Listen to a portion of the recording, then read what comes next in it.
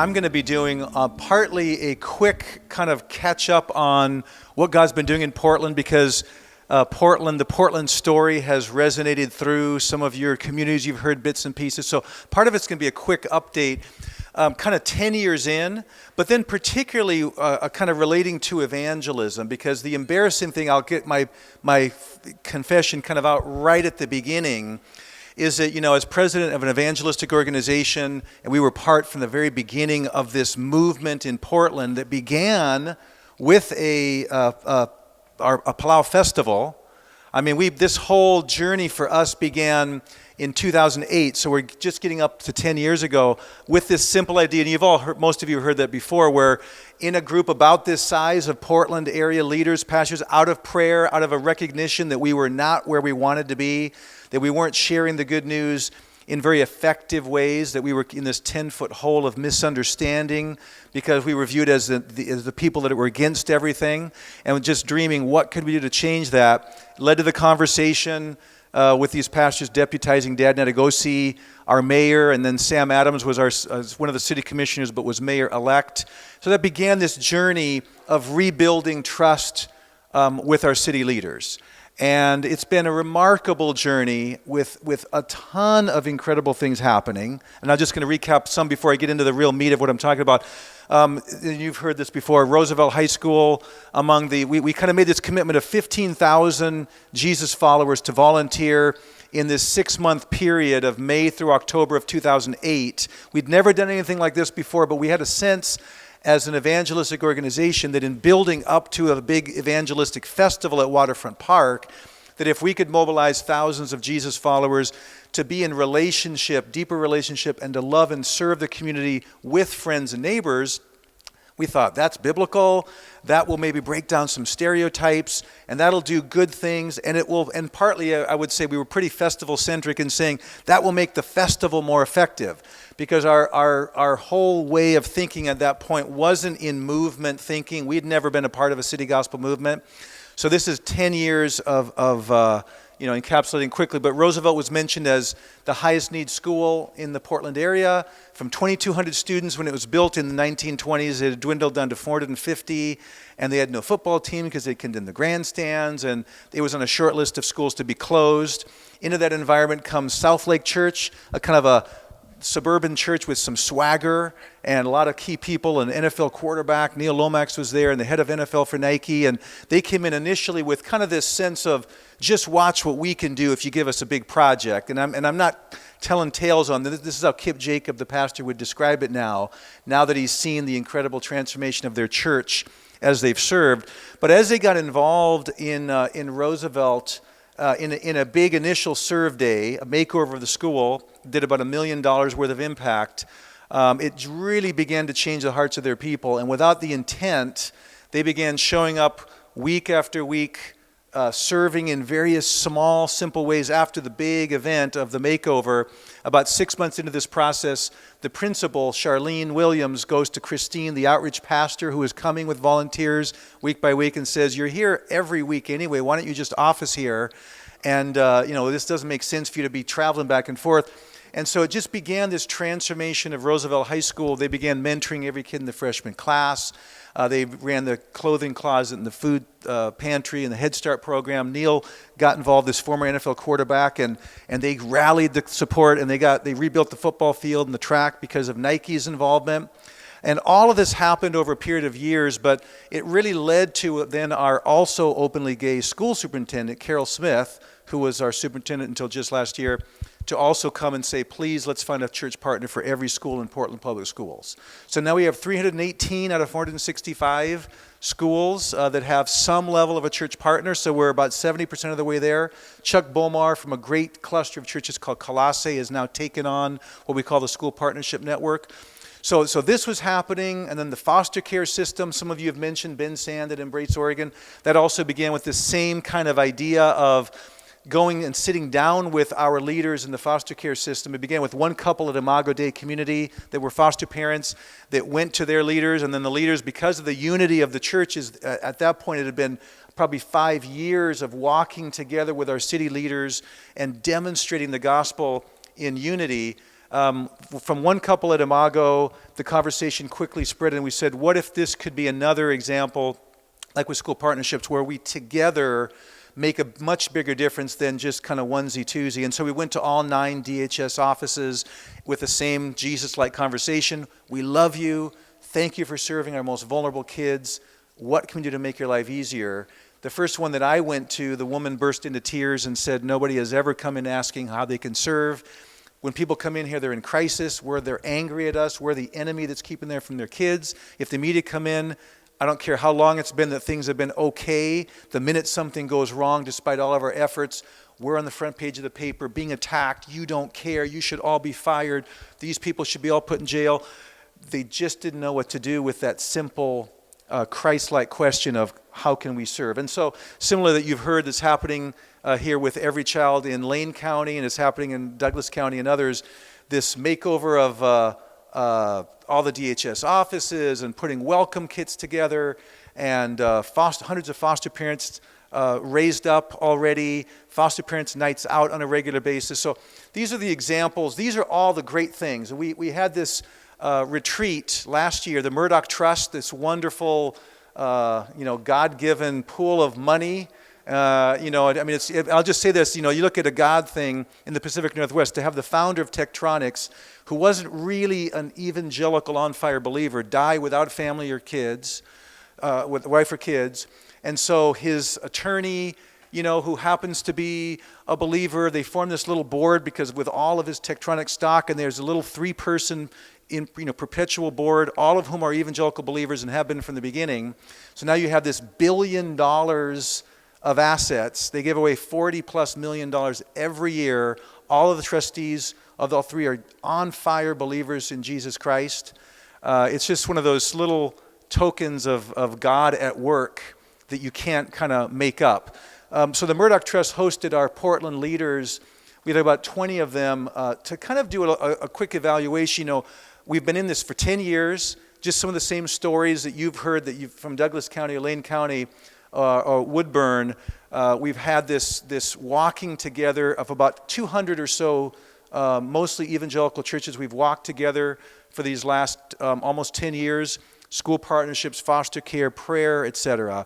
And the Murdoch Trust said, let's take a day and a half and just prayerfully evaluate of the things we've been doing, what's like 2 thumbs up, keep going, that's awesome. And what are the areas of weakness or where we just haven't seen the breakthroughs we want to see? So the obvious areas of, yes, keep going, have been the community service areas. That's been the areas that we found easiest to lean into because it was the way God led us at the beginning. We recognized we had to rebuild trust among the church and with our community, and that's been home run. We've had 4 consecutive mayors in Portland. Now we don't wait for city leaders to come to us. Every time there's a mayoral election, all the candidates come to us, meaning the churches, saying like they need to meet, partly because the largest community forums, or kind of, we don't call it a debate, but the largest forums where the mayors, candidates are together by far are the ones where the churches pull them together. We'll have 1,000, 1,500 people together to hear the candidates, kind of interview them. It's been a remarkable journey to see favor built up, now 4 mayors in a row, respecting the role that the body of Christ plays in a very, very secular place like Portland. So the positives have been easy to see.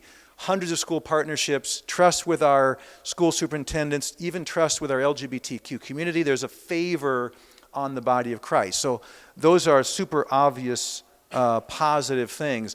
I would say the huge glaring weakness, there are a couple of weaknesses. We could mention a bunch of them. One has been our lack of diversity.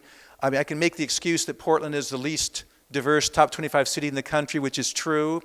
But as leaders, we haven't felt like that gives us a great excuse. The fact is we have to work a lot harder as the church leaders in Portland to build trust. And it's happening gradually, bit by bit. Churches like Imago Dei Community, Rick McKinley, have really led the way in being intentional and almost forcing on their congregation in a biblical way, which has led to them losing some people that didn't like it, but really forcing from their staff, their worship team, every part of their programming, putting huge amounts of resources into planting a new church in Southeast Portland that's 100% led by African American leaders.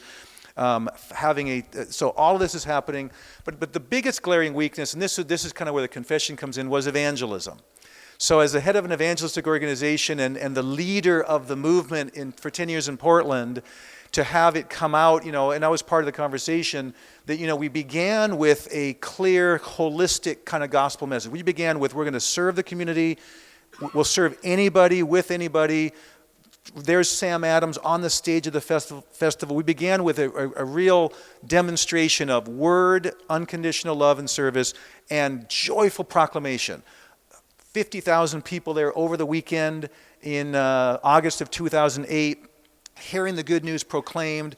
There was no squeamishness about it. We got no pushback because we found that the more clear and positive and open we were, that as followers of Jesus Christ, we have a message we love to share. We just can't help it. And we're going to love and serve unconditionally, but this is just part of who we are. And from Sam Adams to Carol Smith, etc., we had no pushback because from the very beginning we were just very open about, we didn't kind of try to serve and then maybe later on we'll kind of start hinting that there's a message we've got to share. We were very upfront. So what happened then in the meantime, and I put that verse up there because this is kind of now what we're really praying in a fresh way, is that we know that in Portland we desperately need a Holy Spirit rekindling of passion around the gospel, because I would say we've taken it for granted, frankly, and that's embarrassing to say, and we wouldn't have said that in all these years.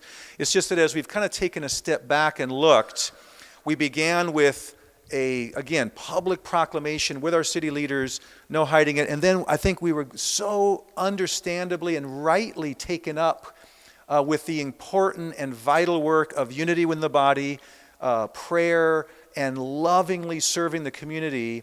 That ended up taking up so much of our energy and effort. And by the way, I'll say this clearly, and I know none of you need to hear me say this. I'm not for 1 second saying we made a mistake in loving and serving our schools or the foster care system or our refugee care collective, which is the newest collective expression. We are saying we go 100% pedal to the metal on those as fast and as far as we can. So it's not a matter of we swung too far. Now we got to slow that down. And it's just a matter of we weren't remotely keeping in step, equally celebrating and accelerating the work of Jesus Christ changing people's lives as the gospel is verbally proclaimed. Because we all know, we all know that quote falsely attributed to St. Francis of Assisi. He never said it, and if he had it, I would say, "I love you, St. Francis, but you're wrong." Let's stop saying that.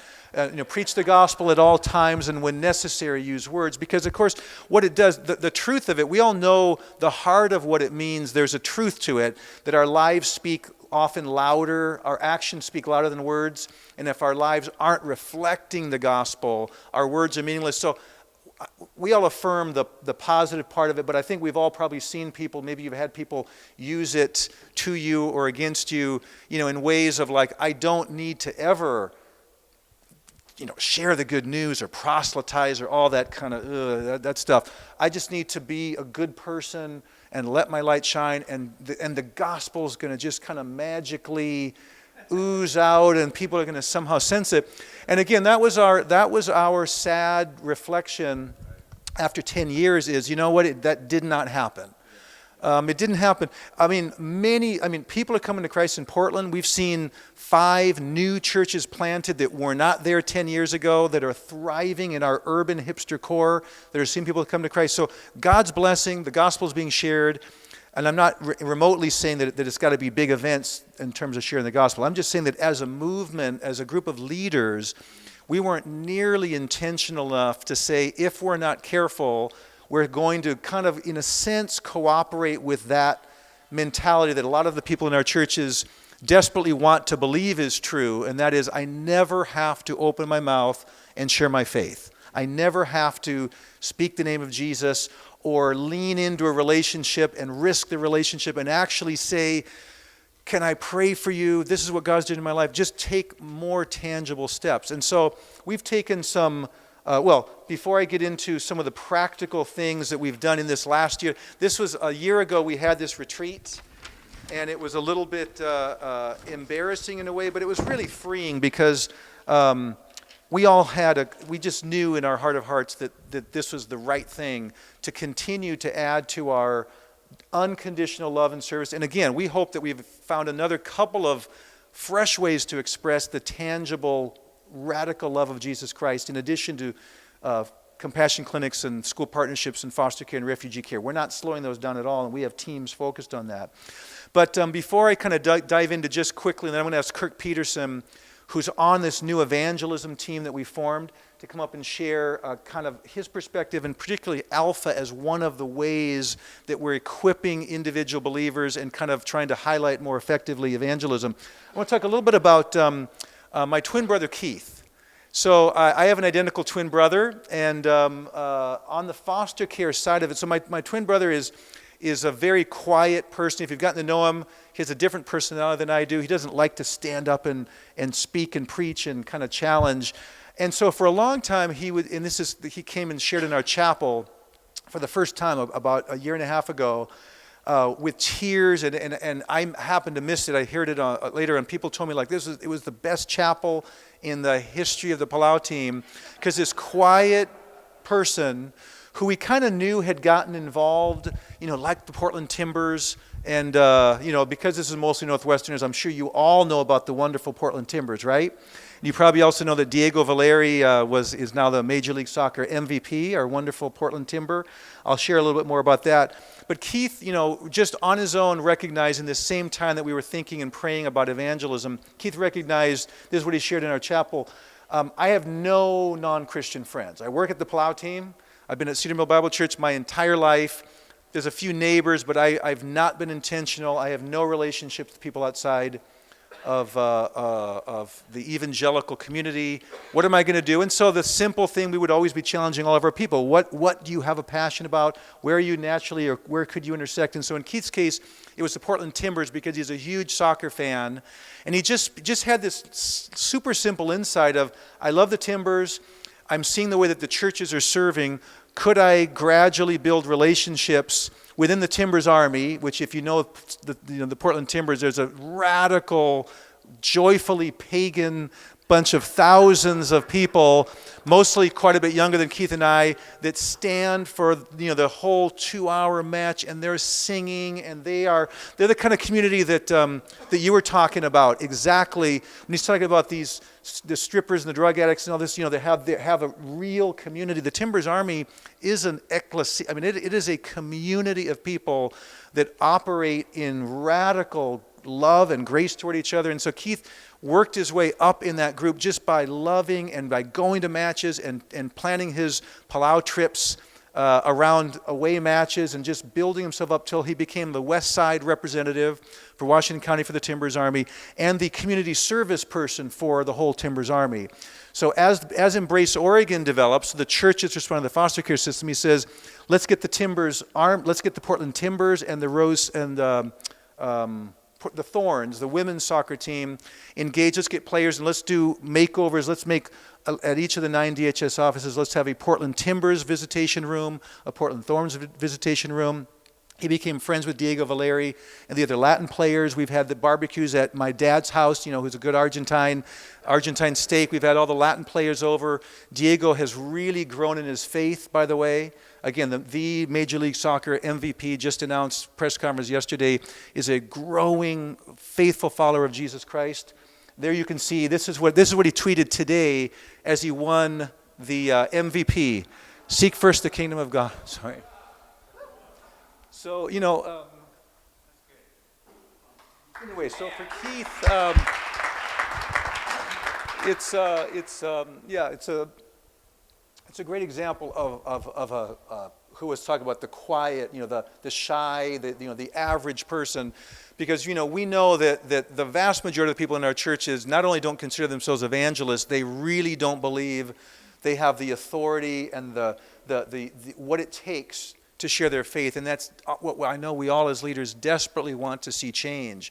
When Carol Smith, our school superintendent, came to me, concerned in the early stages of fostering all these school partnerships. One of the things she said was, she was concerned about proselytizing.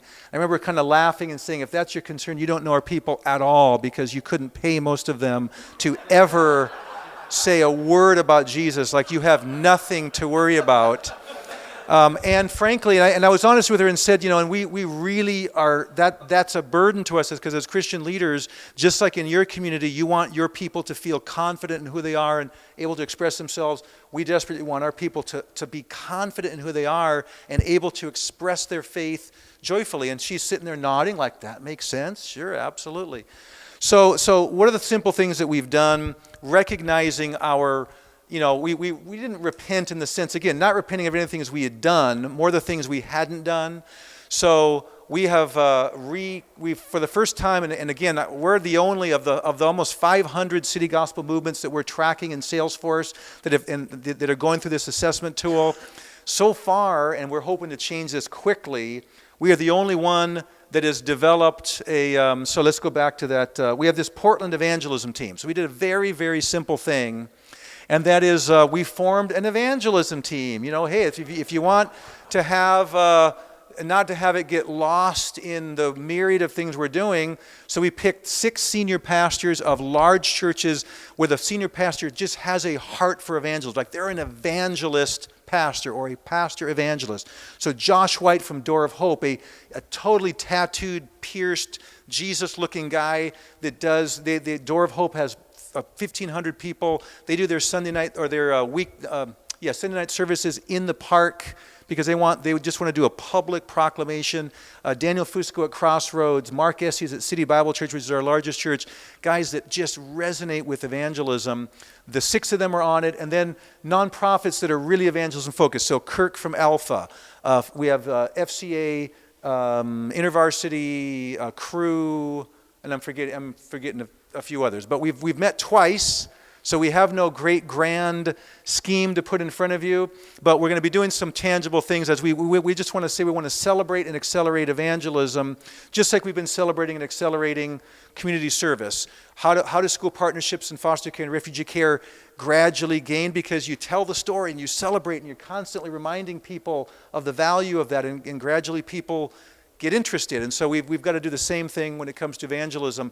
Showcasing and putting little video vignettes together, partnering with the Bible Project folks that are there in Portland, and creating some tools that just remind the church of the value and the joy of seeing people come to Christ. So we're also going to be, this May, we're having our first kind of more public equipping gathering. In May, we're bringing Kevin Hardy in, Organic Outreach. We're going to do one outside person, then also just hear from our local leaders, some of our pastors that are experiencing some vitality in evangelism, and we're just going to have an annual of the various things that we do to gather and convene our Portland, couple hundred churches that are working together, just to make sure that at least once a year there's one that's specifically celebrating and accelerating evangelism. So May 18, we're doing that. And then in an unplanned way, we formed this evangelism team, and then without planning it, 2 wonderful God-gifted evangelists have kind of been raised up. One is a guy named Jose Zayas, who was on our Palau staff for years, who pastors a great church in Hillsboro, has been led to say, we're going to take Hillsboro Stadium, and with the kind of Washington County churches, we're going to do an evangelistic outreach this August. So we're all getting behind that 100%. And then this was the real surprise for us. Chris Overstreet, who some of you who know Bethel, he's Bethel's outreach pastor. The same time we were having this retreat, October of last year, he was in Stockholm, Sweden, at a big stadium event in very dark Western Europe, and he had this vision of Portland, Oregon, and him preaching the gospel in Portland, Oregon. So he basically, as he talked to some pastors in Portland, they all said, you better talk to Kevin Palau because, we have this network of churches. He said, God's called me to come. He's moving his family. He's leaving Bethel to move to Portland, Oregon, to be part of just trying to revive evangelism. He trained 2,000 people in the Oregon Convention Center with Todd White last year. And so he's going to be doing that again at the Convention Center September of next year.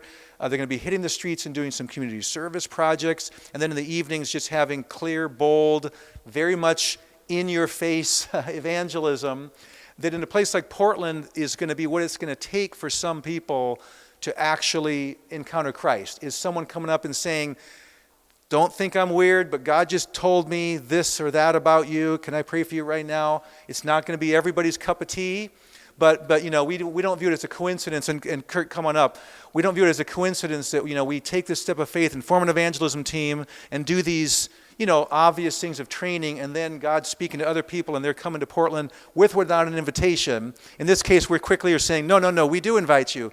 Come on up, Chris. But we also view Alpha as a key part of that slow and steady wins the race, changing the dynamic within our churches of how do you actually cultivate a heart for evangelism in our churches. So as we wind up, I'm going to have Kirk explain how Alpha is beginning to fit in and just some of the good things that we're seeing God do through Alpha in our Portland area.